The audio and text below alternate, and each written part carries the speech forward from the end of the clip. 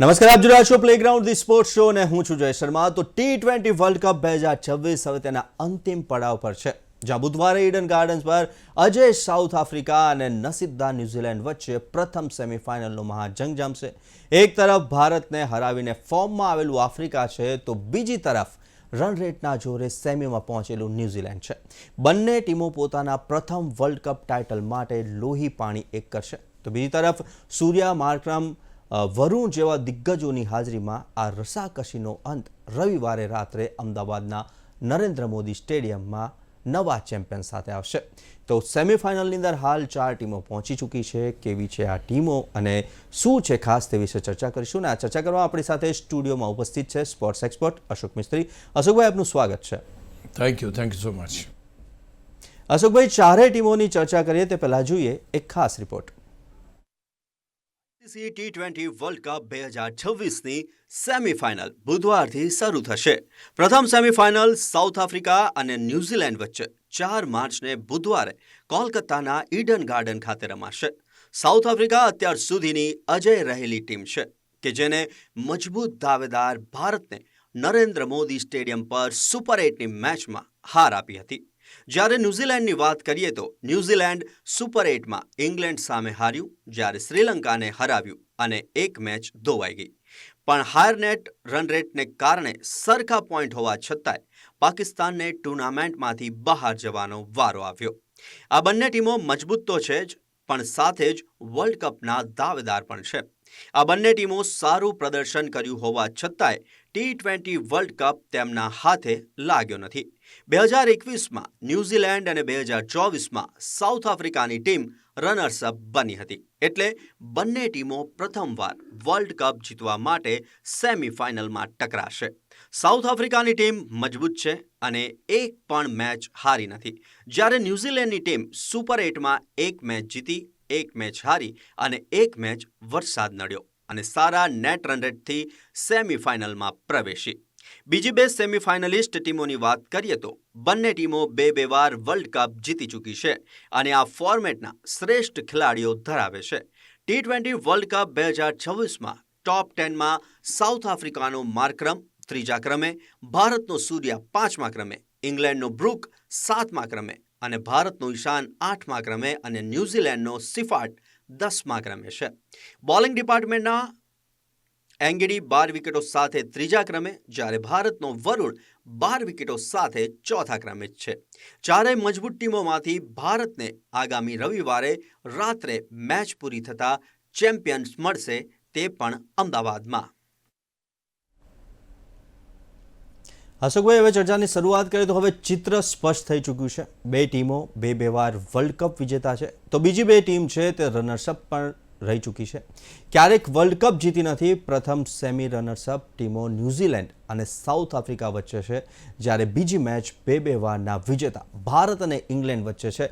કેવી રીતે મૂલવી શકાય આ ચારેય ટીમોને? આ એક બહુ રસપ્રદ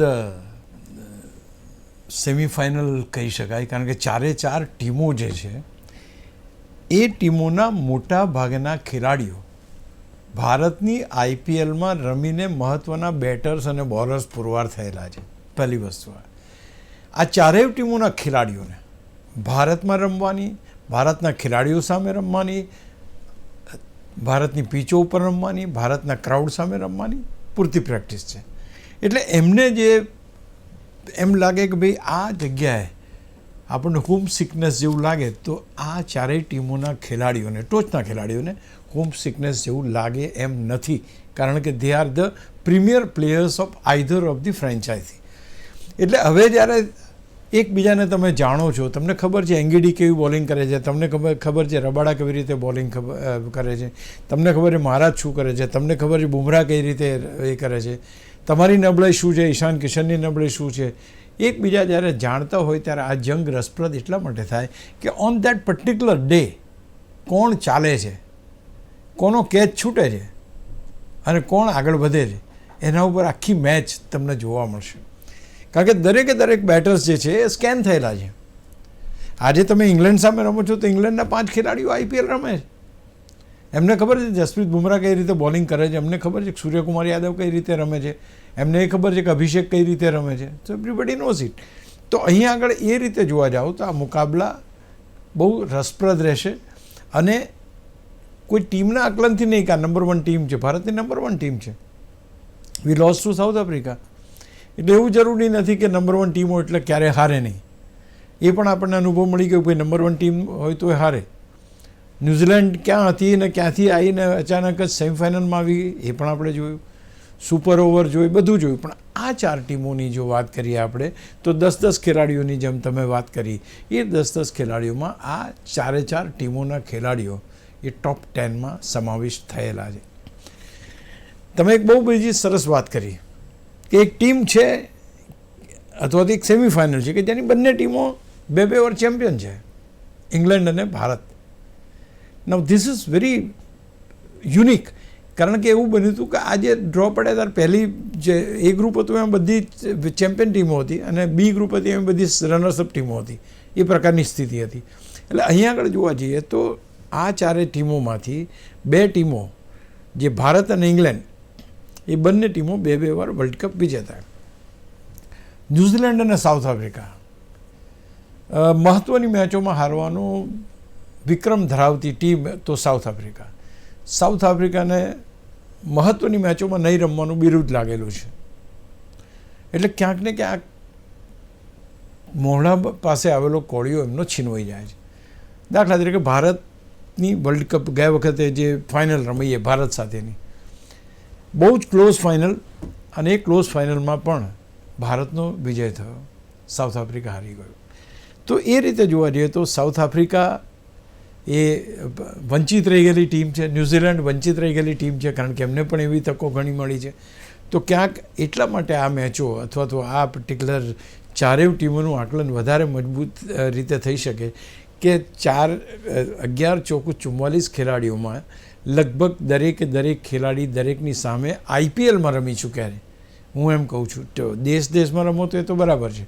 તો આ રીતે જોવા જઈએ તો નોન એનિમીઝ સામે રમવાનું છે. તમે જાણો છો કે કોણ કેટલા, અંગીડી ક્યાં બોલિંગ કરે છે, રબાડા કેવી બોલિંગ કરે, મહારાજ ક્યારે આવે છે, શું કરે છે, તો એવરીથિંગ ઇઝ નોન. એટલા માટે આ 4 ટીમોનું પ્રદર્શન તમે જોશો ને તો તમને વેઇટ જ કરો તમને લગભગ સરખું લાગશે. હું નથી માનતો કે બહુ મોટા માર્જિનથી જીત મળે કે હાર મળે. જે કંઈ હશે બહુ ક્લોઝ કોન્ટેસ્ટ જેવું રહેશે કે જેમાં છેલ્લી ઓવર સુધી મેચ થાય એવી રીતના રહે. તો હું માનું છું કે અને વર્લ્ડ કપના દાવેદાર જુઓ તો 4 ટીમો દાવેદાર. સાઉથ આફ્રિકા જબરજસ્ત રીતે દાવેદાર છે, એમાં કોઈ સવાલ નથી. ભારતની એવી ટીમ છે કે ગયા વખતે T20 વર્લ્ડ કપમાં એક મેચ હારી નથી ફાઇનલ સુધી, પણ થોડોક ફેર છે ગયા વખતની વર્લ્ડ કપ અને આ વખતની. જે રીતે સંજુ સેમસને જે ઇનિંગ રમ્યો અને ભારત જીત્યું, એવી ઇનિંગ રમનારા ખેલાડીઓ એ ભારતીય ટીમમાં બહુ ઓછા છે. વિરાટ કોહલી અને રોહિત શર્માની હું વાત કરું રહ્યો છું કે એવા ખેલાડીઓ કે જે શેપ કરે છે અથવા તો જે ચેઝના માસ્ટર્સ ગણાય છે, એ માસ્ટર્સ ઇનિંગ રમનારા ખેલાડીઓ ઓછા છે. એટલે થોડોક ડિફરન્શિએટર એ પર્ટિક્યુલર વર્લ્ડ કપથી અહીં જોવા મળે છે કે એવા દિગ્ગજો નથી, પણ છતાંય આ ખેલાડીઓ અહીં સુધી આ ટીમને લાવ્યા છે એટલે ટીમમાં દમ તો છે એમ કહી શકાય. એ જ પ્રમાણે ઇંગ્લેન્ડ, ન્યૂઝીલેન્ડ, સાઉથ આફ્રિકા દરેક એકબીજાને જાણીતા ખેલાડીઓ સાથે રમવાના છે. એટલે આ મેચમાં વધારે રન થવાની શક્યતા છે, વધારે રોમાંચની શક્યતા છે કારણ કે મેચ છેલ્લે સુધી જઈ શકે એમ છે. અને આજે T20 વર્લ્ડ કપ અથવા T20ની કોઈ પણ મેચ જોવા જાય તો અમે હું શું વિચારીએ કે ભાઈ મેચમાં મજા આવે, નેલ બાઇટિંગ ફિનિશ હોય. તો હું માનું છું કે એ પ્રકારનું ક્રિકેટ આપણને આગામી દિવસોમાં જોવા મળશે. અશોકભાઈ, હવે 4 ટીમોમાંથી સૌથી પહેલાં ભારતીય ટીમની વાત કરીએ તો ભારતની ટીમ હાલમાં કઈ સ્થિતિ પર, આ ટીમના મજબૂત પાસા કયા, નબળી કડીઓ કઈ અને એરિયા કયો? એક તો પહેલી વસ્તુ એ છે કે આ બંને ટીમો અહીં સુધી પહોંચી છે, એમાં સાઉથ આફ્રિકા સિવાયની બધી ટીમોને ક્યાંક ને ક્યાંક કોઈક જગ્યાએ ડિફીટ થયો છે. ભારતની ટીમની તમે વાત કરી તો ભારત એક મજબૂત ટીમ મારી દૃષ્ટિએ, નંબર 1 ટીમ તો છે જ, પણ દ્વિપક્ષીય શ્રેણીઓ કરતાં મલ્ટી નેશન ટુર્નામેન્ટ્સમાં ભારતનું પ્રદર્શન એટલું અસરકારક નથી રહેતું. આ પર્ટિક્યુલર 2026ના વર્લ્ડ કપની આપણે જો વાત કરીએ તો, કારણ કે ગયા વર્લ્ડ કપને આ વર્લ્ડ કપમાં ઘણું બધું બદલાઈ ગયું છે. એટલે આપણે આ વર્લ્ડ કપની વાત કરીએ તો એક જે ધૈર્ય જોઈએ, લાંબુ રમવાની ક્ષમતા જોઈએ, રન અને વિકેટ અને આખી પરિસ્થિતિ પ્રમાણે ઇનિંગને બનાવવાની વાત હોય, એ પ્રકારની પાર્ટનરશિપ કરવાની વાત હોય, તો ક્યાંક ભારતમાં જોવા મળ્યું નથી. ટોચના ખેલાડીઓ અભિષેક, ઈશાન એ ICC રેન્કિંગની અંદર 1, 2, 3, 4 છે, પણ ભારત આ વર્લ્ડ કપની અંદર જો તમે આંકડાઓ જુઓ તો એ દે આર નોટ હેલ્ધી. તો એનો અર્થ એ થયો કે તમે દ્વિપક્ષીય શ્રેણીઓમાં સારું પ્રદર્શન કરો છો, પણ મલ્ટીનેશન ટુર્નામેન્ટની અંદર તમારું પ્રદર્શન કે નવી ટીમનું પ્રદર્શન એટલું સારું નથી. એટલે આ એક વસ્તુ મહત્વની. અચ્છા, બીજું સૌથી મોટું ડિફરન્શિએટર અથવા સૌથી મોટી કમનસીબી આપણી કહેવાય. એટલા માટે આ શબ્દો વાપરું છું કે જ્યારે ટીમની પાસે બધું જ સારું હોય ત્યારે આ ડિપાર્ટમેન્ટ આટલું નબળું કેમ? કે ઈશાન કિશન કેચ ખોવે, તમારી પાસે તિલક વર્મા કેચ ખોવે, અભિષેક બબ્બે કેચ ખોવે, વરુણની તો વાત જ ના કરવી. એક જમાનામાં અમારા એરાવપલ્લી પ્રસન્ન હતા, એ પ્રકારને વરુણને સંતાડવો પડે તમારે. તો આ પરિસ્થિતિમાં ભારત કોઈ એક ખેલાડીને ચાન્સ આપીને એક ખેલાડી તમારી પાસેથી હાથમાંથી મેચ ખેંચી જાય એવું બને. એટલે આ સમગ્ર 2026ના વર્લ્ડ કપમાં ભારતની જો સૌથી નબળી કડી આપણને જોવા મળી તો એ છે એની ફિલ્ડિંગ. એટલે આ વસ્તુને મહત્ત્વની એક એ કરવામાં આવશે. બીજું જે મને એક પત્રકાર પરિષદ અમદાવાદમાં થઈ હતી, જે આજે વાયરલ છે બહુ જ, કે એની અંદર એમ કહે છે કે ભાઈ સંજુ સેમસનને રમાડવાની કોઈ વાત હતી. અહીંયા કોઈ પૂછ્યું કે સંજુને કેમ નથી રમાડતા, કારણ કે એ વખતે એ ટીમમાં નહોતો. તો સૂર્યકુમાર યાદવે કીધું કે એટલે હસતા એટલે મજાક કરાય, ક્વેશ્ચનની મજાક કરી એમણે કે ભાઈ શું તો હું એને કે અભિષેકના સ્થાને રમાડું, પછી કે નહીં ને તો કે હું તિલકના સ્થાને રમાડું, ક્યાં વાત કરતે હો ગઈ.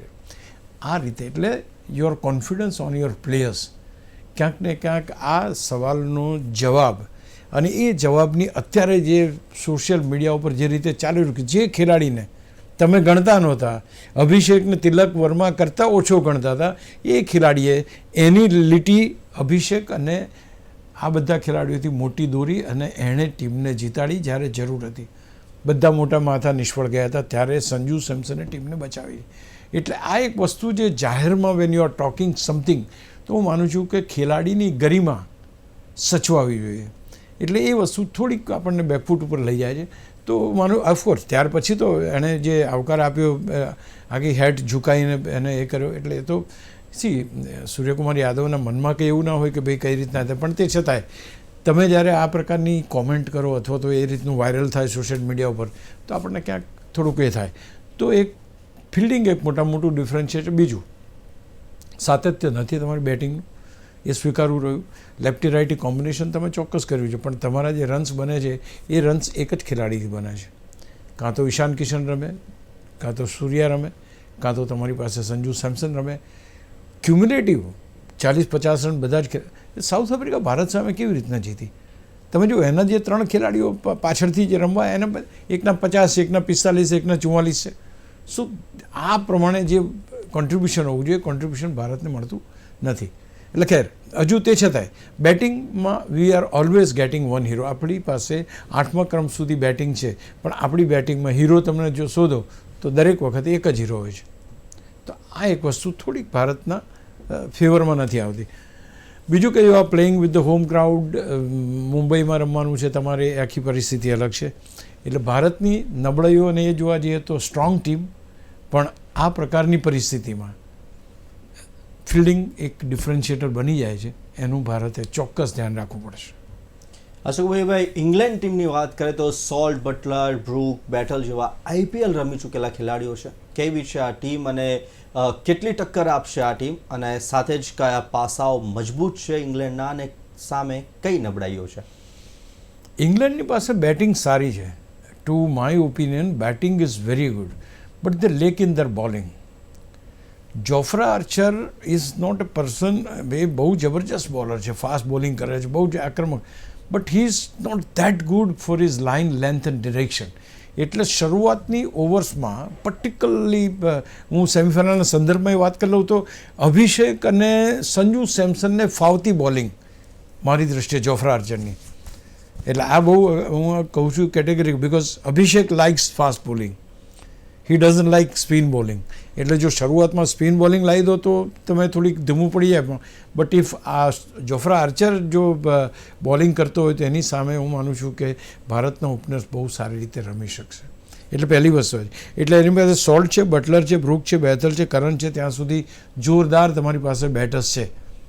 એમાં આપણે તો એમને તો સોલ્ટને જોયેલો છું, બટલરને, બ્રુકને, બેથલને અને કરન, આ બધાને આપણે જોયા. બોલિંગ ડિપાર્ટમેન્ટમાં ઓવરટોન, ડોસન, આર્ચર, રાશિદ, આ બધા ખેલાડીઓ કરતાં ભારતીય ટીમના ખેલાડીઓ વધારે મજબૂત છે એમ કહેવામાં કોઈ આપણને નથી. ભારતની ટીમમાં જેમ જસપ્રીત બુમરાહ છે, ત્યાં તમે જોફ્રા આર્ચરને મૂકી દો તો હું માનું છું કે ડિફરન્શિએટર જે હશે ને એ બેટર્સ હશે. બેટર્સ કેટલા રન કરે છે એના ઉપર આખી જીત હારનો આધાર રહેશે. એટલે અહીંયા ઇંગ્લેન્ડની ટીમને નબળી માનવાનો તો કોઈ સવાલ જ નથી. ભારત કરતાં બોલિંગ ડિપાર્ટમેન્ટમાં યસ 20% ઓછી છે. દે don't have a terrific bowling line-up. પણ એટ ધ સેમ ટાઈમ તમે જો શરૂઆતમાં વિકેટો ગુમાવો છો અથવા જોફ્રા આર્ચરની સ્પીડમાં જો તમે અટવાયા અને if you are going for a big shot ને ક્યાંક આઉટ થયા તો પછી એ જે દબાણ જે છે એ દબાણ મિડલ ઓર્ડર ઉપર આવી જાય. મિડલ ઓર્ડર ઉપર તમારી પાસે તિલક છે, હાર્દિક છે અને શિવમ છે. આ ત્રણે ખતરનાક ખેલાડીઓ છે અને બહુ સરસ રમે છે. But the thing is we have not yet got a very right opening અથવા તો પાવર પ્લેની અંદર જે રન બનવા જોઈએ એ રનની જરૂર છે. એ આપણે ક્યાંક અને સિમિલરલી ઇંગ્લેન્ડ પાસે they have got a good batters but having a lack of bowling.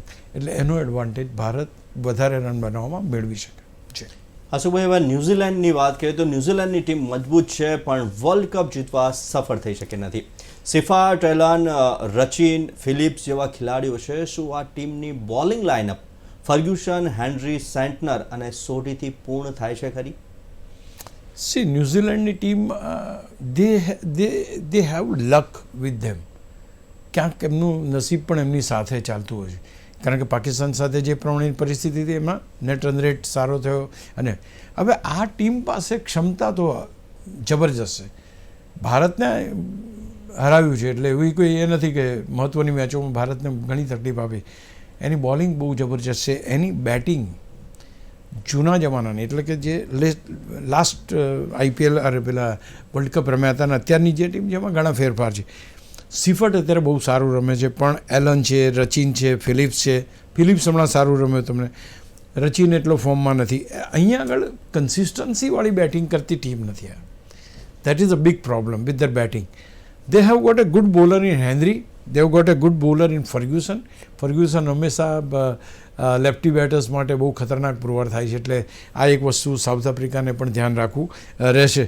They have got a very good spinner in Santner, one of the best spinner of the world એમ કહી શકાય આપણે. સોઢીને પણ રમાડે છે ટીમમાં. તો સ્પિન ડિપાર્ટમેન્ટ પણ અહીંયા મજબૂત જોવા મળે છે. પણ બેટિંગ લાઇનઅપની consistency it is a big question for New Zealand. અને એ જો તમે સારો સ્કોર સામેની ટીમ માટે મૂકી ના શકો તો સાઉથ આફ્રિકાની ટીમ સામે તમે જ્યારે રમતા હો ત્યારે તમને ખબર છે કે બધી જ મેચો જીતીને આવેલી ટીમ છે. યોર બેટિંગ હેઝ ટુ, જ્યારે તમારી પાસે બોલિંગ થોડીક એને કહેવાય તો બેટિંગ ઉપર વધારે ધ્યાન આપવું જરૂરી છે. અશોકભાઈ, હવે ચોથી team south Africa. South Africa હાલ તો ખૂબ જ ચર્ચામાં છે. તમામ મેચો જીતી પણ છે અને જીતીને બેઠેલી આ ટીમની બેટિંગ વિશે શું કહી શકાય? જો માર્ક્રમ અને ડી કોક ફેલ જાય તો રિકલ્ટન, બ્રેવિટ્સ, મિલર અને સ્ટબ્સ ખતરનાક પુરવાર થાય છે એવી મજબૂત ટીમ કહી શકાય?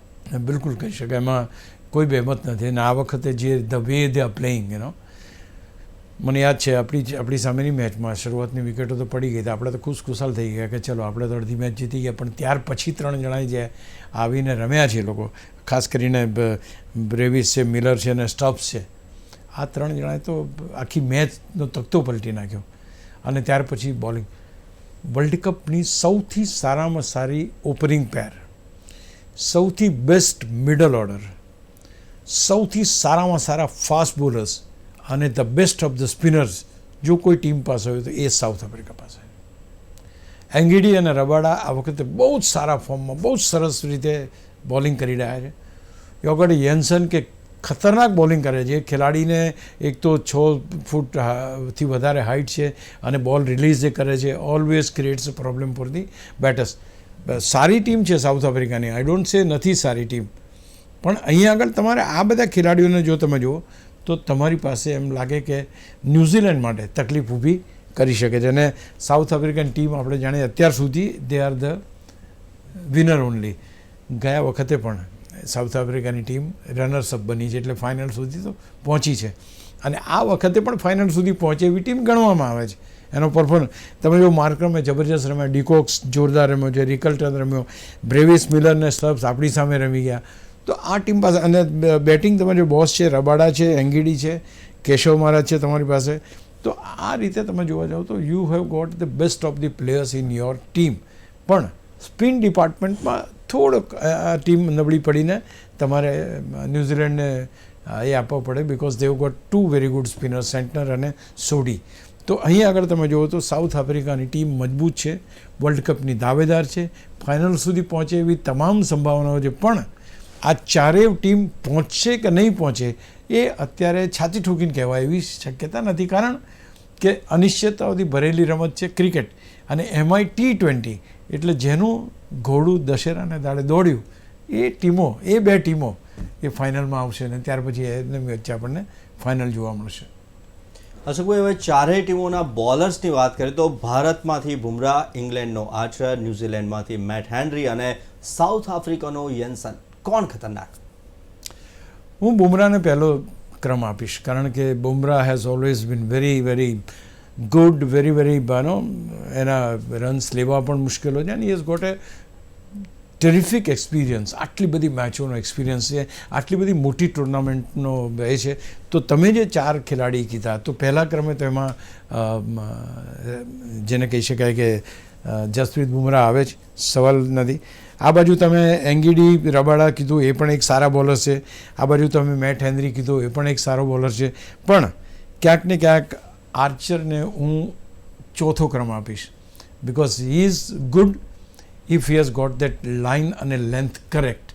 એ થોડું ઘણું બી વેરિએશન કરવા જાય છે તો કાં તો વાઇડ આઉટસાઇડ ઓફ સ્ટમ્પ જાય છે, કાં વાઇડ આઉટસાઇડથી લેગ સ્ટમ્પ જાય છે.